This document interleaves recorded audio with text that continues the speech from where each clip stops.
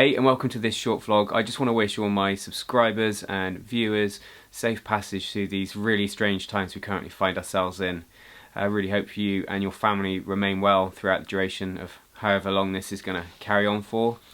And I just wanted to share some thoughts on the music industry and how it's possibly going to change as a result of this situation. For most of us, we're going to have more time on our hands, which gives us more time to practice. But if you're anything like me at the minute, it's quite hard to concentrate on things for a long time, just because there's obviously so much to think about, so much to take in, and it's pretty unsettling. So I'm sure as things evolve and as we get used to whatever lockdown sort of situations we all find ourselves in, we will probably get our head down more and practice to take our mind off things. Beyond the obvious and more important worries about loved ones and family and friends, there is obviously the impact on the creative industries, which I think will be far and long-lasting, unlike, much like many other industries. But my fears for it really are the fact that a lot of the professionals that work in that industry, so musicians, don't have the same level of protection in terms of income as a staffed employee. Even amongst all this chaos, I think it's hard not to think about the long-lasting impacts this virus will have on society and particularly culture, which obviously music and live music falls under. Amazingly, I still have 2 gigs booked in the diary for next week. I'm sure they will end up being cancelled, but unlike many other European countries, the UK government has taken a different stance and said to avoid places other people are, rather than actually closing them. For me personally, I'm sure all of my gigs for the foreseeable future will be cancelled, and I already teach Skype lessons, so moving my face-to-face tuition to online isn't such a hurdle for me. It's just more of a transition for my students. Many of the musicians that I play with don't teach, they solely earn a living from music, and I do fear for them financially, how they're going to cope and how the government are going to intervene to support them. But I suppose really the government has so many people to look after at the minute, not just musicians, there's people across all sections of society in the gig economy that aren't protected, don't have contracts, work on 0-hour contracts, and suddenly they've just gone from an income to nothing.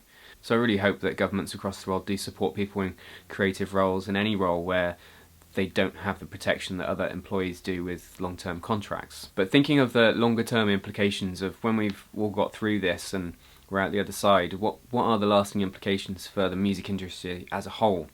We've already seen gigs and festivals cancelled, and you do wonder, with the stress and strain of it all, whether some of those festivals will return, whether the organisers will just think, do you know what, this could happen again, and we can't take that risk. As a jazz musician, the demographic of the audiences I play for is largely falling in with the age group which is sadly going to be hit hardest by this virus, and we obviously wish and hope that the casualties from this virus really do not get too much higher and that science can intervene.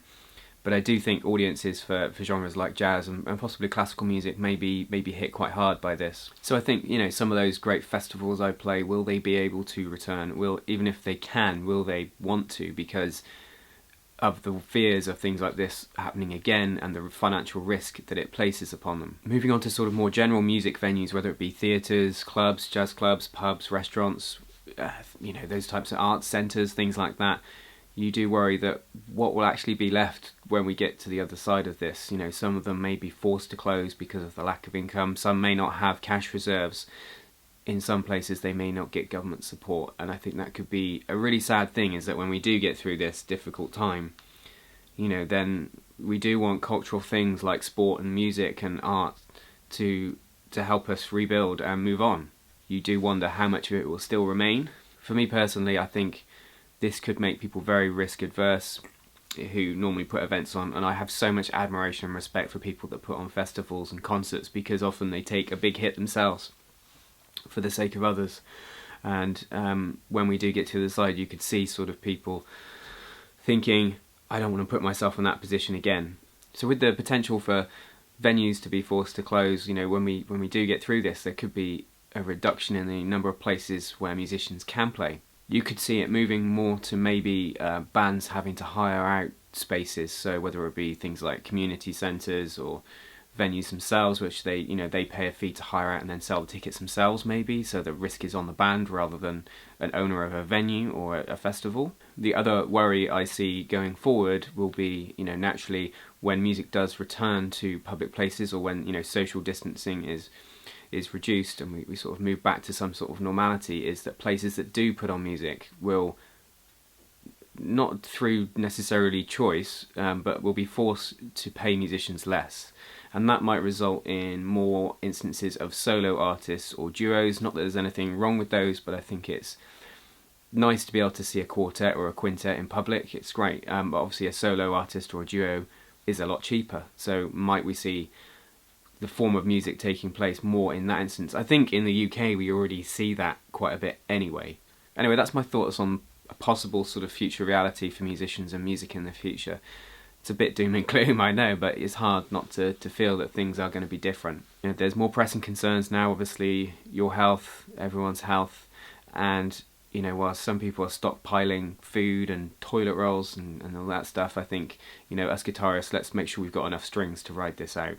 Due to my gig cancellations, I've got a lot more free time on my hands now, which I am looking at as a positive thing. I can channel my energy into many things. One of those things will be increasing the upload frequency on my YouTube. Currently I do 1 video a week, but I'm going to increase that to 2 going forward. So looking forward to making more content for you guys. If you've got any suggestions or comments on either topics I could cover, or ways I could improve my videos, then definitely leave me a comment below. But on a more serious note, just to finish, I really do hope that the impact of this virus, on yourself, my subscribers and viewers, isn't too extreme, and that it might just result in a bit more time at home, a bit more time practicing, and that you all remain healthy and well, and that your loved ones do too. And I will see you soon with another video for myself, but take care.